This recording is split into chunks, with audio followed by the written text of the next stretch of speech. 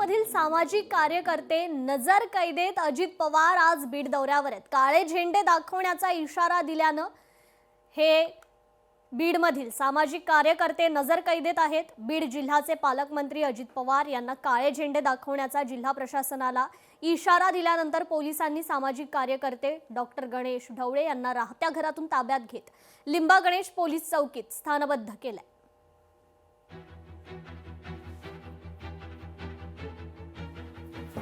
आज 1 तारखेला जेव्हा अजितदादा बीड येथील विविध विकास कामांचं भूमिपूजन करण्यासाठी दौऱ्यावर आलेले आहेत, तर त्यांना ताफा अडवून काळे झेंडे दाखवणार असं लेखी जिल्हा प्रशासनाला दिलं होतं।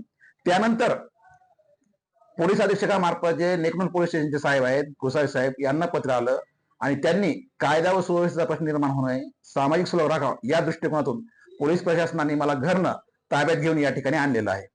पोलीस प्रशासनाविषयी माझं काहीच म्हणणं नाहीये। कायदा व सुव्यवस्था आम्ही बिघडत नाहीत, कारण की आम्ही गांधीवादी आहोत आणि लोकशाही मार्गाने आंदोलन करणार आहोत।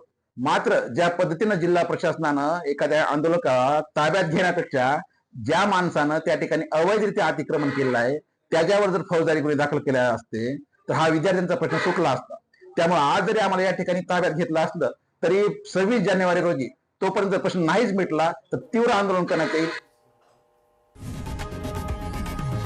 लोकशाही मराठी ऐका, पहा, जागरूक रहा।